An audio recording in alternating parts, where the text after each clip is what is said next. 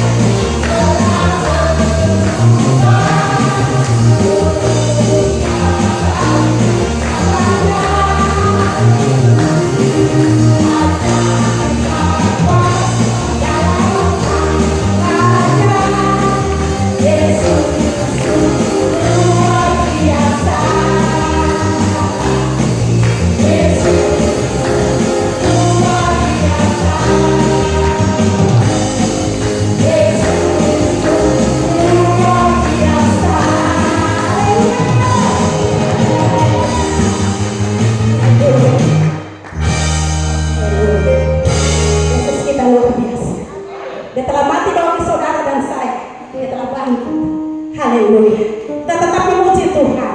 Ada satu sobat yang setia. Sobat ini yang selalu dengan saudara dan saya. Haleluya.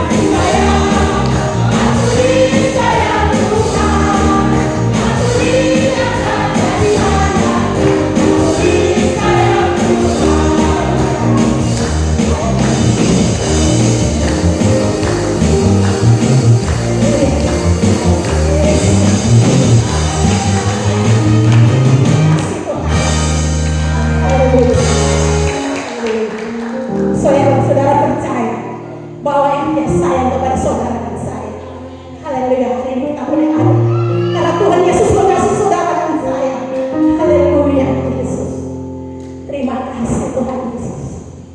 Haleluya. Kami bangga Tuhan. Punya Allah seperti Engkau Tuhan. Haleluya. Haleluya. Haleluya. Haleluya. Yesus. Yes, yes, yes.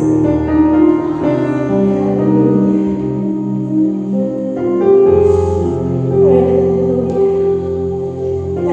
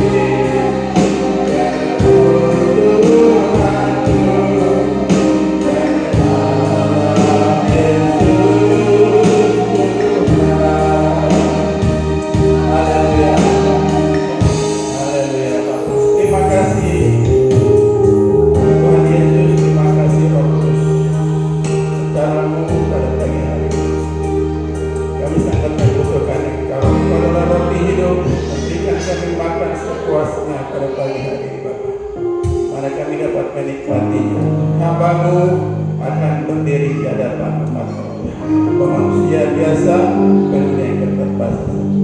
Engkau punya kuasa, Engkau punya firman, Engkau bersabda kepada kami. Haleluya. Pada pagi hari ini kami siap mendengarkannya dengan penuh sukacita, dan kami akan terima di dalam nama Tuhan Yesus. Haleluya. Semua siap katakan bersama dengan saya. Amin. Haleluya. Shalom. Ya, puji bagi nama Tuhan. Ya, hari ini Tuhan memberikan kita. Kita bisa hidup, kita bisa bernapas. Semuanya karena anugerah Tuhan. Ya.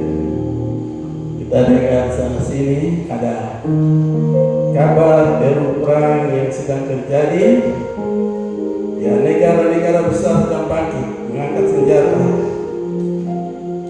Bagaimana kita dengan orang-orang kecil? Kemarin saya membaca satu Facebook Bapak mantan Presiden ke-6, Bapak siapa namanya? Dia berkomentar begini. Karena dia punya pengalaman, dia adalah seorang tentara. Dia bilang begini, sekarang kita mempersiapkan diri dalam menantikan perang dunia ketiga yang akan terjadi. Saudara percaya dan tidak percaya bahwa sekarang sesuatu sedang terjadi. Jadi sekarang Tuhan menginginkan kita supaya kita lari mempersiapkan diri. Ya. Bukan lari ke hutan, bukan lari kemana. Haleluya. Bukan gali tanah, sudah masuk atau tidak. Kita lari kepada Tuhan dan siap-siap. Kapan itu terjadi, saudara dan saya sudah siap. Kita tidak usah takut. Ya. Walau ada banyak pengamat politik katakan bahwa itu pasti terjadi. Ya. Tapi kita lihat, jika ada sesuatu sesuai dengan jadwal yang Alkitab sudah katakan, bahwa kita akan lihat keadaan-keadaan itu sudah ada terjadi. Tuhan Yesus sendiri katakan hal itu, dan kita tetap mau berjaga-jaga. Kita baca firman Tuhan.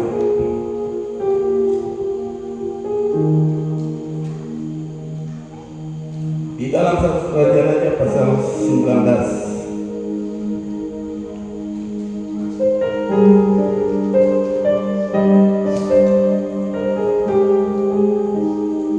Mulai dari ayat 1 sampai dengan ayat yang keempat. Yang pertama, Elia ke Gunung Horeb. Ketika Ahab memberitahukan kepada Isabel segala yang dilakukan Elia dan perihal Elia membunuh semua nabi itu dengan pedang, maka Isabel menyuruh seorang suruhan mengatakan kepada Elia, beginilah kiranya para Allah menghukum aku, bahkan lebih lagi daripada itu, jika besok kira-kira pada waktu ini aku akan membuat nyawamu sama seperti nyawa seorang dari mereka itu. Maka takutlah Elia, lalu bangkit dan pergi menyelamatkan nyawanya. Dan setelah sampai ke Betsheba yang termasuk wilayah Yehuda, ia meninggalkan puncaknya di sana. Tetapi ia sendiri masuk kepada gurun sehari perjalanan jauhnya, lalu duduk di bawah sebuah pohon ara. Kemudian ia ingin mati, katanya, cukuplah itu sekarang. Ya Tuhan, ambillah nyawaku, sebab aku tidak lebih baik daripada nenek moyangku. Ayat 5, sesudah itu ia terbaring dan tidur di bawah pohon ara. Tapi tiba-tiba seorang malaikat menyentuh dia serta berkata kepadanya, bangunlah, makanlah. Ayat yang ke-6, ketika ia melihat sekitarnya makan, sebelah kepalanya ada roti bakar dan sebuah kendi berisi air. Lalu ia makan dan minum, kemudian berpaling. Tetapi malaikat Tuhan datang untuk kedua kalinya dan menyentuh dia serta berkata, bangunlah, makanlah, sebab kalau tidak perjalananmu nanti terlalu jauh pagi. Maka bangunlah ia, lalu makan, minum, dan oleh kekuatan makanan itu ia berjalan 40 hari 40 malam selamanya ke gunung Allah, yakni gunung Horeb. Haleluya. Saudara-saudara yang dikasihi Tuhan Kristus, peristiwa ini terjadi ketika Ahab 3,5 tahun hujan tidak pernah turun di Israel. Di Israel ada seorang raja yang sangat jahat di mata Tuhan, namanya Ahab. Isabel istrinya ini adalah anak dari raja Tunisia atau Venesia. Di sana dia kawin dengan Ahab dan dia membawa Ahab memberontak sebagai seorang anak Tuhan sehingga menyembah kepada Baal, sehingga Isabel ini dia membawa semua imam-imam Baal dari bapaknya seorang raja yang ada di Venesia, Tunisia, yaitu bawa masuk ke kota Allah, yaitu Israel. Dan di sana mereka membangun. Sesudah itu terjadilah hal-hal yang seterusnya di sana, kejahatan. Dan ada peristiwa-peristiwa terjadi ketika Ahab sangat membenci kepada Elia. Banyak nabi-nabi dibunuh, termasuk Elia adalah salah satu incaran yang harus dibunuh, sama seperti nasib dari nabi-nabi yang lain. Isabel dan Ahab melihat hal itu terjadi, lalu dia minta kepada Tuhan tidak boleh ada turun hujan selama 3,5 tahun di Israel. 3,5 tahun sangat luar biasa. Semua sungai-sungai itu menjadi kering, ya. Tidak ada lagi. Mungkin orang bisa tangkap ikan, ya. Kalau anak-anak di sini ikan ada meronta-meronta jadi bisa tangkap. Tapi itu yang terjadi. Artinya segala kekeringan, lembu sapi tidak bisa memakan rumput yang hijau lagi. Kekeringan itu datang selama 3,5 tahun. Lalu Tuhan kasih tahu kepada Elia, kau harus pergi menghadap kepada Ahab. Kasih tahu, ini kita singkat saja. Dia kasih tahu sama dia begini, kau punya hamba-hamba itu, imam-imam itu yang menyembah Baal itu semua datang kepada saya. Kita naik ke gunung Allah, di sana kita akan mempersembahkan korban. Kamu datang bawa semuanya, supaya kita lihat Allah mana yang dapat menjawab. Itulah Allah yang harus kami sembah. Ketika mereka sedang mengumpulkan nabi-nabi Baal itu, kurang lebih ada 400 orang nabi Baal yang dikumpulkan pada saat itu. Bikin mesbahnya 2, satu untuk Elia, satu untuk nabi-nabi Baal. Lalu mereka menyusun kayu bakar dan semuanya. Lalu mereka potong itu sapi dari pagi sampai siang, jam 12 siang itu mereka mulai bakar itu berusaha. Tidak boleh kasih masuk api. Nabi Elia kata api dari Tuhan yang datang menjilat kampung yang akan hari. Dan siapa yang doanya terjawab, maka kamu orang Israel harus menyembah dia bahwa dia adalah Allah. Sehingga seharian pun sampai siang nabi-nabi Baal ini mereka menori-nori tubuh mereka. Tapi mereka sudah kerasukan, kesetanan, tidak bisa lagi bertahan. Tubuh mereka ada coretan-coretan dengan pedang, tombak dan sebagainya. Sampai sudah sore jam 3 petang. Dan dia kasih tahu kepada orang-orang itu, dirikanlah mezbah, sekelilingnya kamu bikin parit yang besar, terus ambillah air dan siram di atas itu mezbah itu sampai basah, tidak boleh sampai air itu harus full di parit-parit. Akhirnya mereka tampung air itu. Lalu mereka Elia kepada Tuhan Allah. Turunkan api dari atas, menjilat habis, mulai dengan korban sembelihannya, menjilat air yang ditariknya sampai habis. Lalu dia mulai memanggil, kumpulkan 400 nabi Baal itu.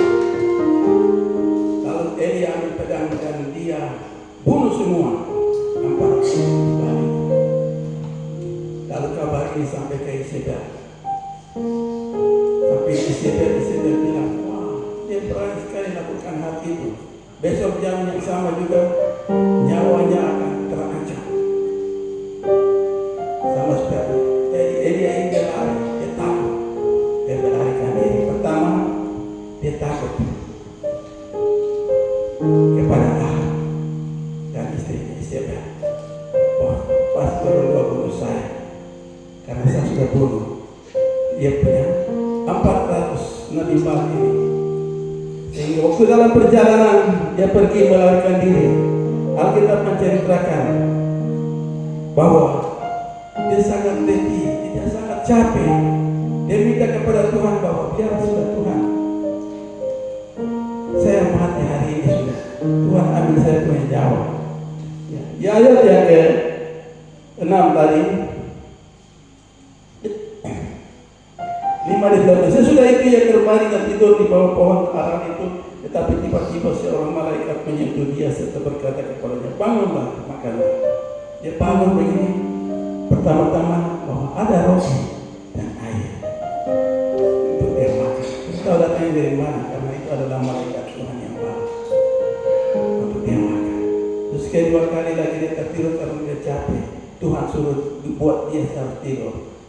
Tidur lagi, malaikat datang lagi, roti yang sama. Dia harus makan 2 kali supaya dia bisa menempuh perjalanan pada bulan ini selama 40 hari, 40 malam untuk dia pergi ke Gunung Horeb yang dimana Tuhan tunjukkan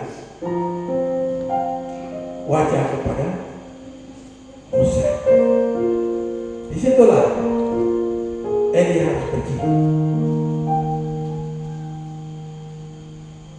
2 kali lipat dia makan makanan. 2 kali lipat gereja Tuhan harus makan firman Tuhan ini di hari yang ke-6. Karena hari yang ke-7 tidak ada mana yang turun dari surga untuk dimakan. Orang Israel, mereka Tuhan Allah kasih tahu kepada Musa ketika mereka mulai sungut-sungut tentang apa yang mereka harus makan. Mereka harus makan daging, Tuhan kirim. Dan Tuhan kasih tahu mereka yang makan roti, Tuhan kirim roti dari surga. Tuhan kasih tahu sama Musa, suruh mereka pergi keluar dan kumpul itu. Mana embun mana yang sudah turun di rumput itu. Dan 1 hari mereka mengumpul hanya sekomer saja. Untuk kalau keluarganya besar, mereka harus kumpul banyak. Kalau yang kecil, mereka harus kumpul sedikit. Ketika mereka makan, tidak pernah kelebihan dan pernah kekurangan. Sampai ke hari 6, mereka harus makan 2 kali. Kumpul 2 kali, karena hari Sabat itu adalah hari perhentian. Tidak boleh ada yang keluar. Karena mana tidak akan turun lagi di hari turun.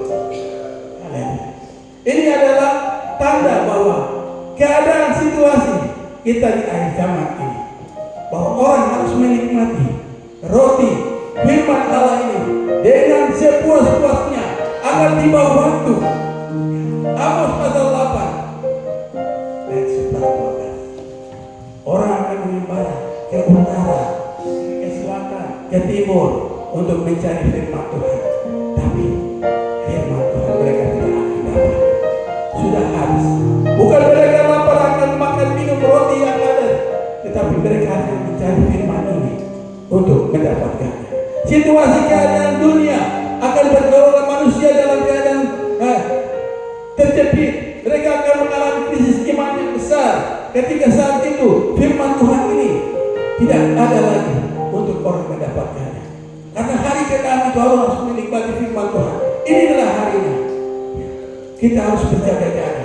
Sebab hari ke-7 itu tidak ada mana yang akan turun pada guru. Tidak ada orang bikin KKR di lapangan Mandala sana, ataupun di Gor Waringin, ataupun di Gor Lukas NMB. Tidak ada. Tidak ada berita-berita Injil di pasar-pasar yang akan berkhotbah lagi. Tidak ada. Hilang sama sekali. Puasa akan lenyap. Roh Kudus diangkat. Firman Tuhan ini tidak akan lagi orang ketemukan sana sini. Mereka akan cari. Amos 8 ayat 11 dan 12 itu akan benar-benar akan terjadi. Nubuat itu datang kepada orang Israel, tetapi orang Israel, saudaraku yang sekarang kita lihat, mereka belum percaya Tuhan. Saudara dan saya adalah bagian dari orang-orang Israel itu. Karena apa? Kita tercakup sebagai bangsa-bangsa kafir, sebagai tunas liar yang dicangkokkan ke dalam pokok zaitun yang benar, yang ada katanya. Jadi kalau hari ini kalau ada orang-orang Kristen ya di dunia ataupun di mana saja, kalau lihat orang Kristen Israel sedang berperang, banyak orang Kristen mengutuk orang Israel. Orang Kristen banyak yang membenci Israel. Hati-hati, hati-hati kita mengucapkan kata-kata kutuk kepada orang Israel. Karena Rasul Paulus dikatakan kita ini hanya cabang saja, tunas liar. Kita tidak punya hak atas pohon itu. Karena ada orang Kristen, ada orang Israel, saudara dan saya menjadi orang Kristen. Amin. Jadi kalau ada orang Kristen yang ikut-ikutan kutuk-kutuk orang Israel, hati-hati. Kalau dia ada di mana, dia ada di persimpangan mana itu, ya tidak tahu. Jadi hati-hati kita kutuk orang Israel, karena kita ini hanya cabang liar saja. Karena banyak orang yang kutuk-kutuk orang Israel dari bangsa-bangsa lain, tapi Tuhan melihat mereka datang dan hisap menjadi Kristen. Banyak yang Tuhan bukan mujizat-mujizat. Ya. Kalau kita lihat di Arab sana, pangeran-pangeran, raja-raja Arab Saudi, mereka terima Tuhan Yesus. Orang-orang Iran, mereka sudah mulai terima Yesus. Ya. Mereka datang kepada Yesus mulai menyatakan diri. Baru bagaimana dengan orang Kristen yang ada di Papua? Ya. Apakah sampai-sampai kita dinabobokan dengan Injil yang sudah masuk di 1855 di Pulau Mansingan, kita baru minta Injil? Tidak. Keselamatan harus dikerjakan. Amin. Keselamatan kita kerjakan. Ya. Tuhan suruh bahwa Elia, kau harus makan 2 kali. Kau harus makan sepuas-puasnya. Kau harus makan 2 kali supaya kau bisa jalan menempuh jalan yang jauh ini kepada gurun. Pada gurun berbicara tentang tempat pengungsian gereja Tuhan ketika Tuhan datang. Ya, buat orang-orang percaya. Wahyu pasal 12. Perempuan yang berselubungkan matahari, yang berdiri di atas bulan, yang sedang menyandung seorang anak. Yang pertama-tama perempuan sudah gambarkan tentang gereja Tuhan. Pertama-tama berbicara tentang orang Israel, kedua berbicara tentang gereja Tuhan, orang-orang Kristen. Orang Kristen yang diselubungkan dengan kemuliaan Allah. Ya. Ketika Tuhan belum datang, mereka itu akan disingkirkan kepada Tuhan. Jadi hal-hal ini akan terjadi. Peristiwa-peristiwa ini akan serta di seluruh dunia. Gereja Tuhan akan disingkirkan, diamankan, baru penganiaya itu akan datang, pintu anugerah tertutup. Tuhan melayani saya, dia punya bangsanya sendiri, Israel. Mereka akan menangis, mereka akan sadar, mereka akan mencucurkan air mata, mereka menyesal seperti anak kandung mereka yang mereka bunuh pada saat mereka mengasihi. Mereka akan katakan, engkaulah Yesus Amasia, engkaulah Allah, engkaulah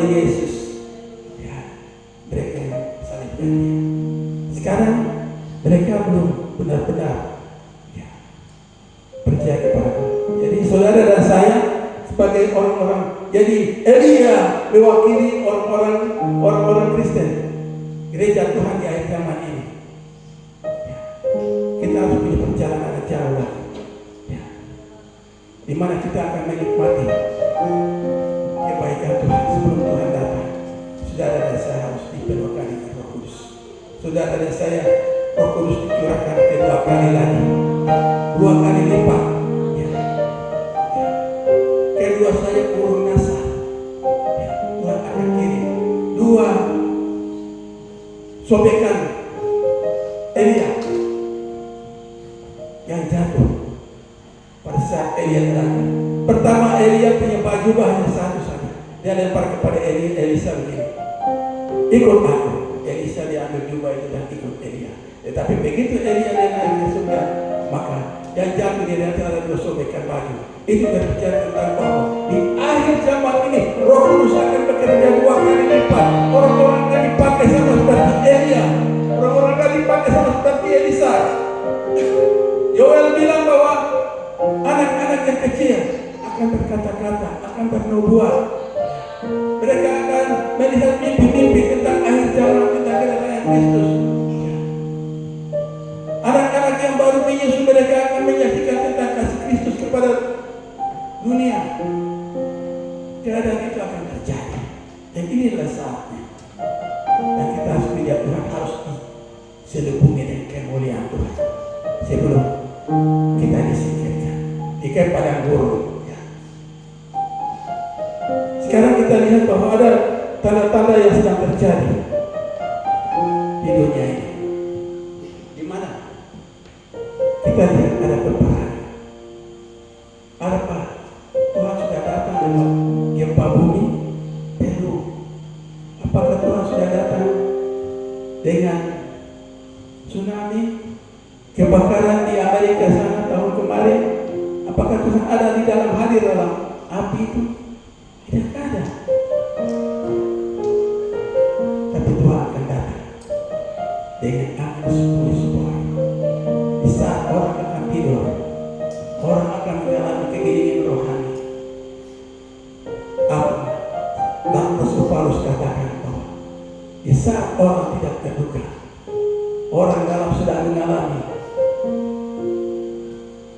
ketiduran rohani, tidak punya persiapan, sama seperti perempuan yang mau melahirkan, sudah waktunya 9 bulan, mungkin tambah 2 hari ke depan dia melahirkan, atau kurang dari 9 bulan, maka dia tidak tahu bahwa dia sudah tiba-tiba belakang sakit, belum punya persediaan popok, bantal, dan lain sebagainya, loyang baby dan lain sebagainya.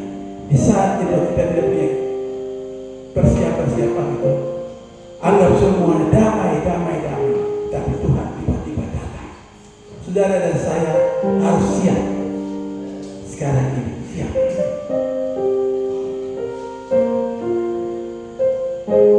Tuhan akan datang kedua kali. Waktu Tuhan selesai makan itu, Tuhan suruh Elia harus berjalan sampai di menempuh pada gurun, dan di sana dia sembunyi di dalam gua. Dan Tuhan katakan kepada Elia, Elia, kau bikin apa di sini? Tuhan, saya takut Elia Isabel, dia sudah bunuh semua nabi-nabi Tuhan. Tapi Tuhan kasih tahu tidak. Saya masih siapkan. Ada 7.000 nabi yang tidak pernah mencium patung itu Isabel. Mereka masih ada. Artinya orang Israel yang ada di sana, tidak semua orang yang tidak percaya kepada Yesus, pasti ada. Tuhan masih sisakan. Kalau di sini Tuhan katakan bahwa ada 7.000 orang, berarti sekarang orang Yahudi mungkin ada, Kristen mungkin ada 1 juta orang di sana. Kita tidak tahu. Yang tidak pernah mereka menjamah, yang mereka tidak pernah ikut kompromi dengan keadaan yang ada di tanah mereka sendiri. Lalu yang kedua, Dia lihat, mungkin Tuhan akan datang. Dia lihat begini, gempa bumi datang. Goncang itu batu-batu jatuh dari gunung. Dia pikir begini, saat dia melihat gempa bumi ada Tuhan di situ kan. Dia lihat lagi, ada api datang. Dia lihat segala sesuatu sudah terjadi, tapi tidak ada Tuhan. Tetapi anu sepoi-sepoi itu mulai datang. Dan disitulah dia merasakan bahwa ada alam melihat. Tuhan hadir pada saat angin yang sepoi-sepoi. Keadaan orang tidak terduga, keadaan orang tidak berjaga-jaga. Adam dan Hawa dalam taman, mereka lihat bahwa Tuhan datang di dalam angin sepoi-sepoi di taman itu. Berarti kehadiran Allah ada di sana. Dan mulai memanggil, Adam, di mana engkau? Ya. Jadi begitu juga manusia di akhir zaman ini. Mereka sedang menyembunyikan diri, tapi pada saat itu Tuhan akan datang. Ya. Mari kita menghidupkan kita punya diri ini dengan minyak pengurapan dari Allah, supaya kita tetap ada. Minyak itu harus selalu ada dalam hidup kita. Ya. Tetap pelita kita menyala, perintah dia sudah bakar itu, perintah itu tetap menyala untuk memberitakan Injil. Perintah itu tetap menyala untuk kita bisa menyanyi memuji Tuhan, dan api Pentakosta selalu membakar kita. Ya. 5 kali 10, 5 kali senjata. Masing-masing punya pelita, masing-masing punya buli-buli untuk isi minyak di dalam itu. Tapi yang 5 ini bodoh, mereka tidak punya persediaannya. Mereka isi semua pelita itu tengah malam. Minyak habis, tetapi kemudian mereka datang ketika mereka mendengar bahwa mempelai itu sedang datang. Dalam keadaan yang tidak terduga. Tapi bijaksana, yang 5 bijaksana mereka punya pelita, mereka juga punya persiapan buli-buli. Ya saudara dan saya, mulai sekarang ini kita harus punya persiapan yang harus ada. Ketika kita tidak tahu kapan Tuhan datang. Ketika sudah sibuk-sibuk begini, ya Alkitab bilang bahwa ketika kita sedang sibuk-sibuk di ladang, suami istri sedang bekerja di belakang ke sana kemari, tapi tiba-tiba bapak kembali dia begini, mama tidak ada, mama di mana? Ada yang punya pakaian sini, atau bapak dan mama sedang tidur di tempat satu tempat tidur. Lihat begini, bapak tidak ada. Pakaian yang dia pakai dari mana? Pakaian yang dipakai sama-sama tidur tidak ada. Sedang mengendarai pesawat. Ya. Pilot itu dia terangkat. Mungkin co-pilot yang sedang dia lihat begini, tidak ada sapunya. Kawan ini sudah hilang, sudah terangkat. Ataupun pramugari itu terangkat semua. Bingung. Kebingungan itu akan terjadi sama sini. Dan Tuhan akan datang. Karena Tuhan Yesus sendiri katakan, 2 orang yang ada sedang memutar balikkan batu kilangan di atas. Mereka tidak akan. Satu akan dibawa, satu akan ditinggalkan. 2 orang sedang di tempat tidur berbicara tentang suami istri. Hidup nikah, kekudusan harus tetap jaga bahwa Tuhan selalu akan melindungi. Dan di saat itu Tuhan akan datang, dia akan pisahkan satu dengan yang lain, pergi, hilang, yang lainnya tertinggal. Penyesalan itu akan terjadi, air mata, duka cita. Kalau pada saat misalnya kalau orang mati, anak mati, bapak mati, itu sudah posting di media. Semoga kau diterima di surga sana, di Yerusalem baru. Dari mana? Siapa yang kasih tahu? Kau sudah hidup kacau-kacau, mabuk-mabuk, pukul orang, pencuri, hidup judi, bikin onar di dunia ini, baru tiba-tiba kau mati. Terus kau punya keluarga bilang, semoga hari ini kau ada di Firdaus. Firdaus dari mana? Dengar firman Tuhan saja tidak ada, takut Tuhan saja tidak pernah, hidup dalam dosa? Haleluya. Bagaimana kau mimpi-mimpi tentang Yerusalem baru dengan surga? Tidak ada. Ya. Masuk surga ditentukan sekarang. Dengar firman Tuhan, iman timbul, kerjakan keselamatan. Itu yang paling penting. Elia, dia ingin mati. Sama seperti Rasul Paulus, dia sudah tidak sanggup hadapi. Dia katakan kepada Tuhan, Tuhan, saya ingin pulang. Tuhan, angkat duri yang ada dalam daging. Saya tidak mampu lagi, Tuhan. Biar saya mati sudah. Tapi Rasul Paulus, Tuhan katakan cukup. Kasih karunia itu sangat besar bagi kami. Artinya Tuhan sudah memberikan kepada kita kasih karunia. Kita hiduplah dari apa adanya. Supaya kita Tuhan datang. Saudara dan semuanya. Ada saya punya. Jadi saya katakan saya punya teman. Aku bukan sama teman tapi ada kakak saya. Hamba Tuhan. Dia dari Papua mungkin dia sudah dia lebih tua dari saya. Dia bernama Bapak Pendeta Leo Kabuaya. Dia satu saat dia berkhotbah dia bilang begini sama saya. Dalam rumah waktu dia khotbah dia bilang begini. Kita sebagai anak-anak Tuhan. Dia berkhotbah tentang Filipi pasal 4 itu tentang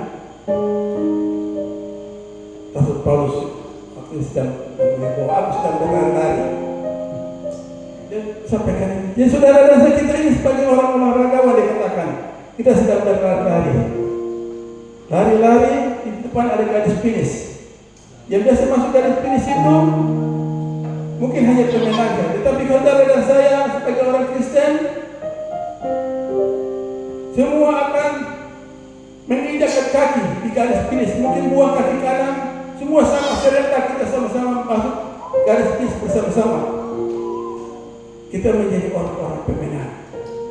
Jadi orang Kristen bukan berarti kita hanya tinggal-tinggal. Kristen itu artinya pengikut Kristus. Kristen bukan agama. Saya mau kasih tahu, Kristen bukan agama. Tapi Kristen adalah orang-orang yang menganut pengajaran Kristen. Kristus pengarah Kristus, pengajaran Kristus. Ya, kita menjadi serupa dengan Kristus. Itu yang sangat penting. Jadi Kristen itu bukan agama, tetapi adalah suatu penganut, pengikut daripada orang-orang yang mengikut Yesus. Jadi hari ini kita bisa bersusah-susah daripada kita bisa menikmati kebaikan Tuhan. Suatu saat Tuhan akan menyediakan mahkota yang sudah siap bagi saudara saya. Ya. Itu yang dialami oleh Elia. Sampai pada akhirnya Elia diangkat ke surga. Yang pertama Elia dialami dalam kehidupannya, dia mengalami sebagai tekanan. Pertama dia mengalami pelayanan, mungkin dia berhasilkah atau tidakkah, dia sudah gagalkah, sehingga dia melarikan diri dari kehidupan Elia. Apa? Dari Israel takut kepada Israel pasti memancung dia. Tapi Tuhan mau menyatakan kehendaknya. Dia tidak pernah gagal. Tuhan kasih tahu bahwa kau sudah berhasil. Kau sudah menyatakan kuasamu, mujizat sudah terjadi. Kau sudah umumkan kepada orang Israel bahwa Allah itu yang menurunkan api untuk menjilat semua persembahan itu, dan sudah dilihat oleh Israel, dan orang Israel sudah bersorak-sorai.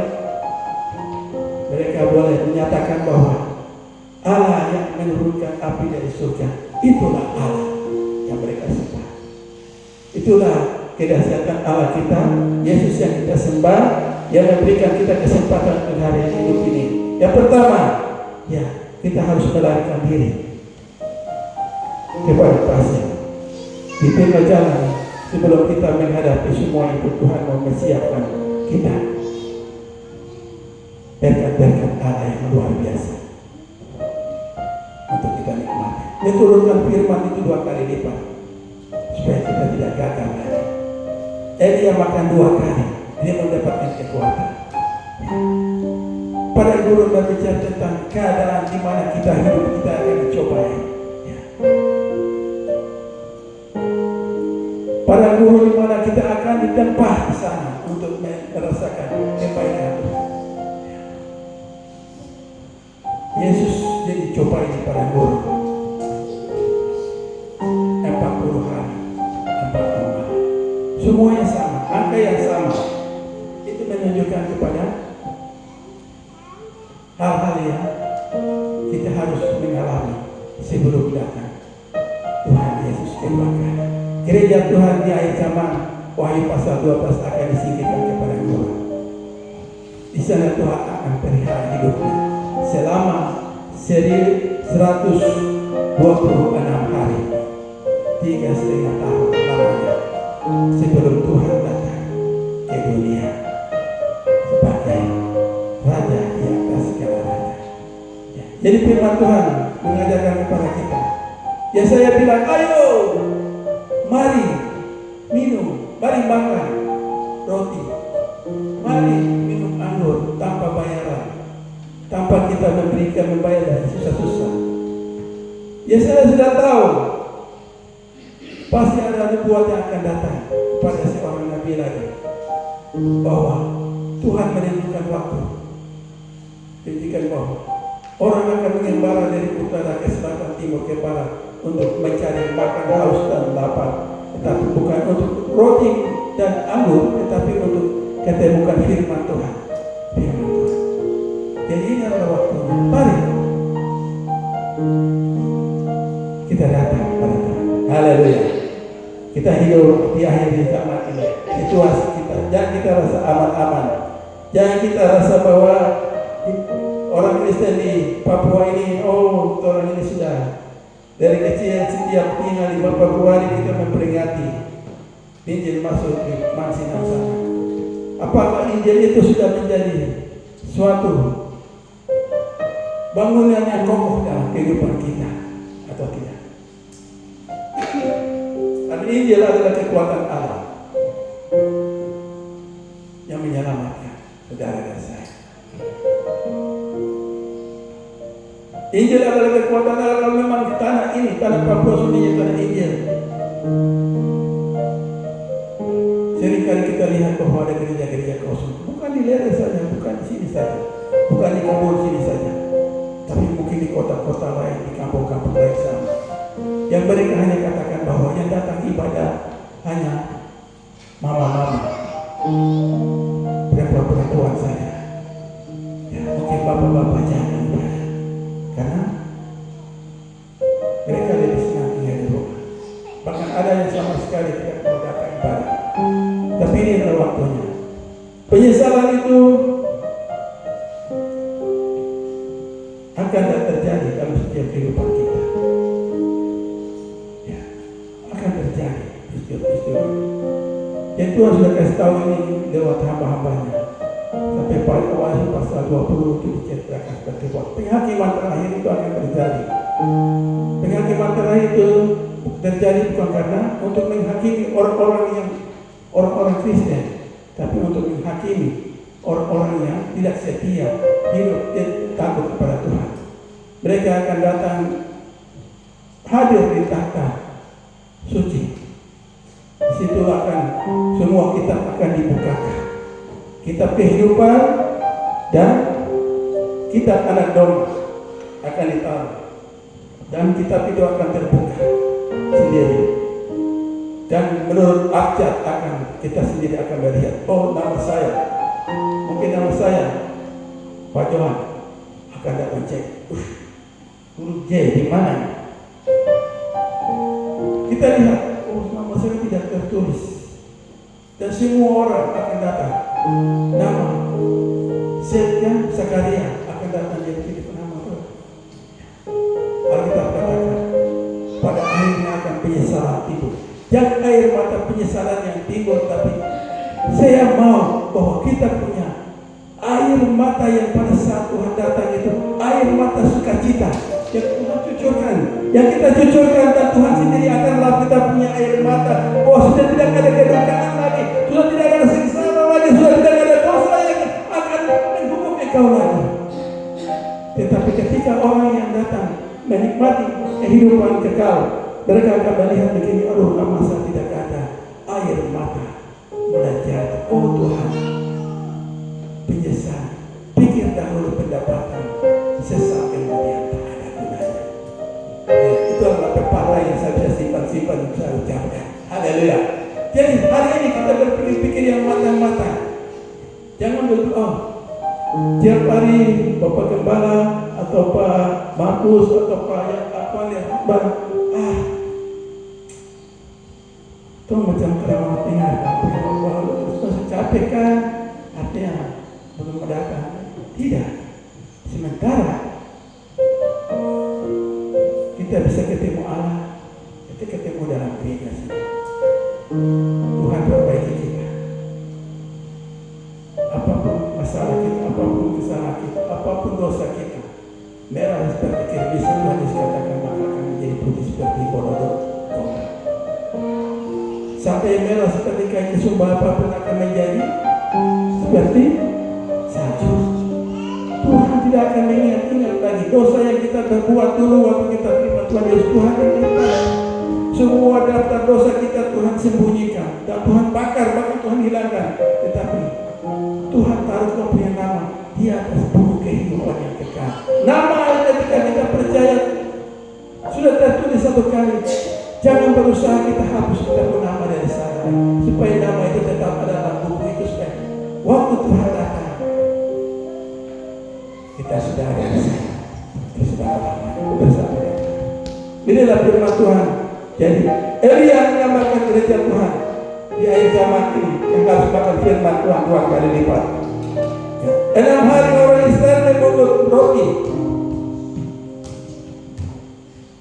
Tapi yang ketujuh Tuhan katakan bahwa tidak ada lagi mana yang akan turun kepada orang. Ya, itu tidak ada lagi. Ketika orang Israel keluar cari-cari memang betul seperti apa ini. Tapi ada yang tidak kumpul. Akhirnya mereka pada hari ketujuh mereka tidak punya persiapan makan. Akhirnya mereka lapar tidak makan. Mereka mungkin kumpul hanya sedikit saja. Mereka menunggu pasti Tuhan besok turunkan lagi. Tidak. Sudah orang Israel keluar begini kamu hari ke-7 tidak ada. Hari Sabat, hari perhatian, hari di mana tidak ada lagi angin, tidak ada lagi hujan, tidak ada lagi badai apapun yang terjadi, karena segala sesuatu tenang. Tuhan memberikan itu khusus untuk orang Israel. Saudara dan saya, hari ini tanggal kalian ini bicara tentang hubungan kedatangan Kristus. Hari ke-6 sudah berlalu. Silakan kita sedang menuju kepada setengah tahun yang akan, di mana kita akan bertemu dengan Tuhan Yesus. Di mana waktu telah menyediakan hari-hari itu. Mari kita mempersiapkan diri kita. Mungkin firman Tuhan yang saya bisa bagikan untuk saya saat siang hari ini. Tuhan Yesus memberkati kita.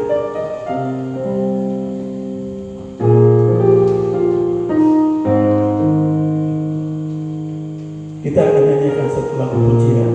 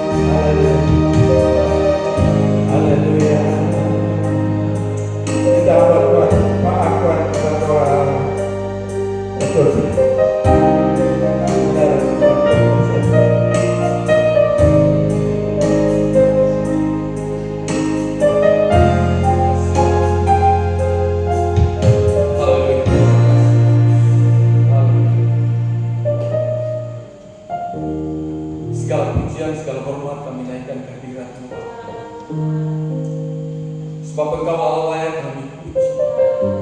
Engkau Allah layak terima hormat kami.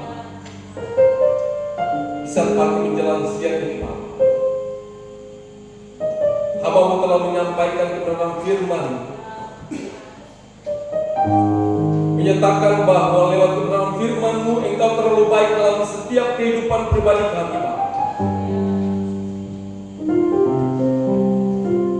Kadang dalam kehidupan kami takut, kami berlari kepada hal-hal yang lain Pak.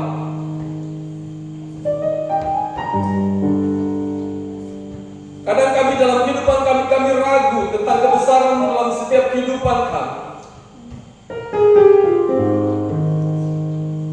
Tapi di saat pagi hari ini Pak, kembali lagi firman Tuhan mengingatkan setiap pribadi kami bahwa kami harus berlari kepada-Mu Tuhan.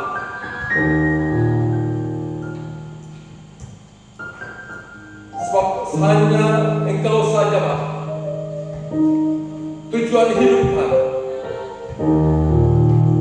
arah langkah hidup kami Bapa.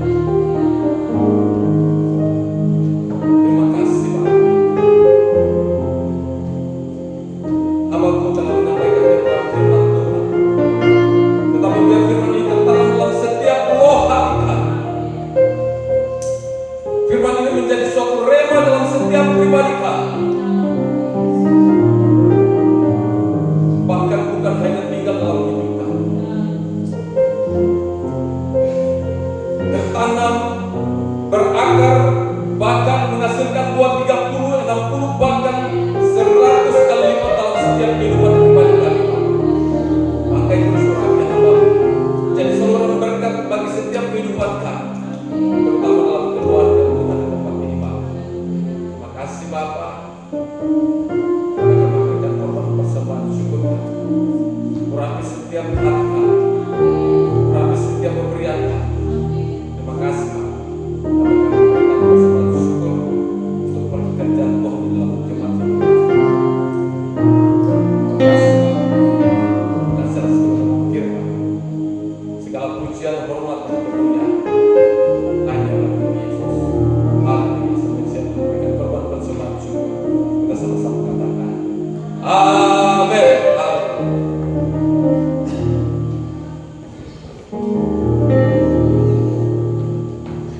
Saudara yang diberkati oleh kebenaran firman Tuhan, kita sama-sama lambaikan tangan. Haleluya. Haleluya.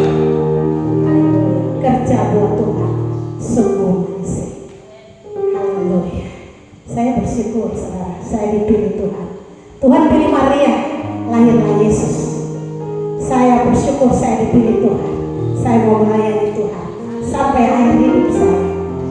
Haleluya. Haleluya.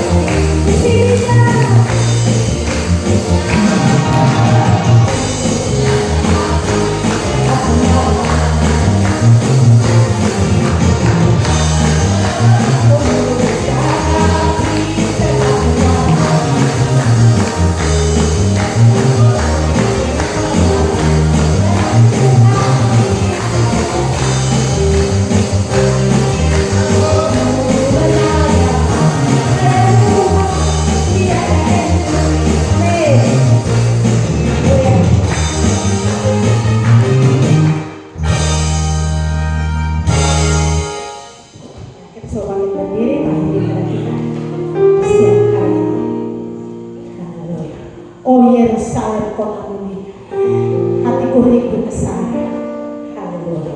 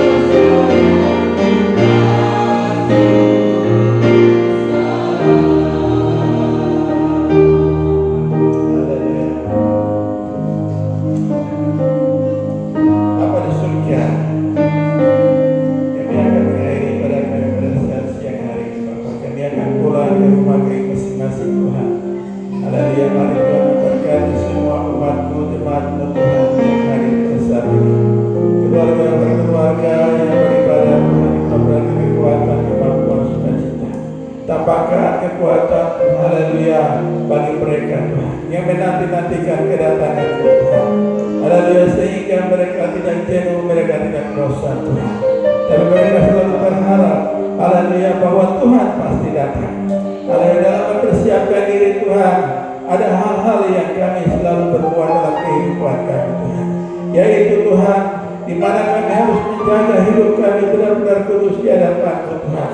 Mempersiapkan pelita kami tetap menyala Tuhan. Haleluya, minyak kami tetap penuh. Haleluya, sukacita kami selalu mengalir dari haleluya pialamu yaitu anggur sukacita. Haleluya, di mana kami akan menikmatinya. Haleluya, setiap saat. Kami akan selalu memakan tubuh dan darah. Kami selalu makan roti. Haleluya, karena Engkau adalah roti hidup Tuhan. Firman-Mu adalah roti hidup itu sendiri Tuhan. Terima kasih Bapak pada saat ini berdoa Tuhan berkati semua anak-anak Tuhan Tuhan pada saat siang hari. Mereka akan pulang ke rumah mereka masing-masing. Tinggal aktivitas keluarga mereka. Tuhan selalu jaga Tuhan. Anak-anak kami adalah bangku pendidikan. Anak-anak kami yang haleluya yang masih kecil-kecil Tuhan.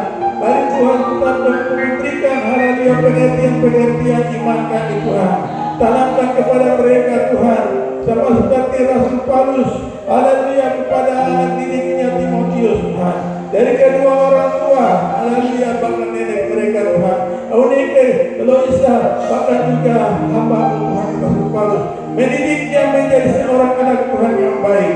Haleluya, untuk menjalankan titi teladan daripada hamba Tuhan. Begitu juga Tuhan anak-anak kami Tuhan. Kami sebagai orang tua yang melahirkan semua anak-anak kami, generasi-generasi kami, Tuhan memberkati mereka. Tuhan jaga dan lindungi. Kita terus mereka dengan kemuliaan Tuhan. Haleluya Bapa, sehingga anak-anak kami selalu dalam perlindungan Bapa. Apa berdoa Tuhan, keluarga apa, suami istri, anak-anaknya Tuhan. Berkati Tuhan, bangku-bangku pendidikan mulai dari yang sudah berkeluarga, istrinya bersama suaminya, yang ada di Koya Tuhan bersama dengan Dias Tuhan. Bapak Engkau selalu lindungi. Alfa di Manokwari Tuhan, bahkan juga Desa Tuhan. Haleluya, Bapak Tuhan berbuat dalam tangan Tuhan. Michelle Fiona, bahkan Maurits Tuhan, Engkau selalu jaga keluarga ini Tuhan. Seputusnya kemuliaan keluarga Yawan, suami istri anak-anak mereka Tuhan. Victor Emmanuel Kamboya, haleluya. Bapak juga Mona Lisa Tuhan Kamboya Tuhan, semuanya ada di Jayapura Tuhan. Kau berkati dengan bangku pendidikan Tuhan. Haleluya, mulai dari SMK bahkan juga ada ujian Tuhan, Engkau selalu jaga. Haleluya, kebutuhan mereka selalu memberkati Tuhan. Keperluan anak mereka Tuhan yang pada saat ini tahun ini Tuhan. Haleluya, berkaya Tuhan, berkati Tuhan. Engkau mereka sedang membutuhkan dana Tuhan. Haleluya, berapa mereka butuhkan, kami berdoa dari tempat ini Tuhan. Maka Tuhan Engkau akan menjawab, Engkau campur tangan, Engkau berkati keluarga ini Tuhan. Jadi Kau lihat kesetiaan mereka selalu kepada Engkau Tuhan. Bertemu mereka menyampaikan keluhan mereka Tuhan yang dapat Bapak Tuhan berkati. Sama seperti haleluya seorang perempuan sungai Tuhan, ketika dia membutuhkan segala sesuatu Tuhan. Haleluya Tuhan Engkau selalu mengerjakan. Sehingga anak ini, keluarga ini diselamatkan untuk hormat dan kemuliaan Bapa. Terima kasih Bapak. Hamba juga berdoa Tuhan, untuk Ibu haleluya Christine bersama Kairos dalam tangan Tuhan. Berkati Tuhan, jaga lindungi mereka, anak-anak mereka Tuhan, untuk pendidikan haleluya. Bahkan mereka yang dalam tangan Tuhan.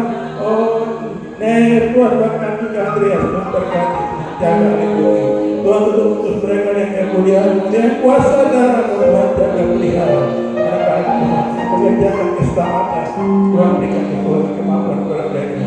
Hamba berdoa Tuhan pada saat siang hari ini Tuhan, untuk keluarga Yeremias yang tersebut, suami istri anak mereka Tuhan berkati, jaga pekerjaan mereka dimanapun mereka bekerja Tuhan selalu. Haleluya, ada perlindungan, ada kuasa darah Yesus yang selalu memelihara hidup mereka. Terima kasih untuk Tuhan Tuhan, istrinya ikan dalam tangan Tuhan berkati, dan semua pekerjaan mereka Tuhan selalu jaga, berikan kekuatan kemampuan kepada mereka. Terima kasih Bapa. Berdoa Bapak bersama Ibu Tuhan, Engkau berkati Tuhan, dan Tuhan selalu memberikan nyanyian pujian yang baru dalam hidup mereka Tuhan. Walaupun jauh Tuhan, dia Tuhan lindungi Tuhan, tapi mereka menggunakan untuk beribadah Tuhan. Tuhan berikan kekuatan Tuhan setiap saat, kendaraan yang mereka pakai roda dua Tuhan. Tuhan Engkau selalu lindungi dalam jalan menempuh jalan yang jauh Tuhan. Haleluya, sehingga hidup mereka selalu dikuatkan, mereka mendapatkan kekuatan yang baru, sehingga mereka dapat terbang dengan sayap burung nasar. Haleluya, melampaui awan-awan di atas Bapa. Terima kasih, itulah yang kami rindukan Bapa. Terima kasih Tuhan Yesus, keluarga Hendrik. Bapa, haleluya, Bapa yang selalu berkati mereka.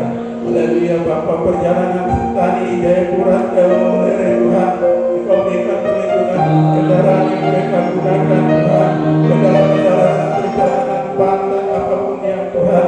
Haleluya, sehingga tidak ada sesuatu yang terjadi Bapa. Selalu jaga, lindungi, tutup bungkusnya kemuliaan dan kuasa darah Bapa. Terima kasih Bapa. Hamba berdoa Tuhan, Tuhan, tunjuk kami Tuhan. Haleluya, Pakuana Tuhan bersama kedua adiknya Tuhan, berkati Tuhan. Bapaknya Tuhan, haleluya, Bapa Sony Kriya Pongkulang tangan Tuhan, kami berdoa dari tempat ini Tuhan, Engkau menjamah hatinya Tuhan.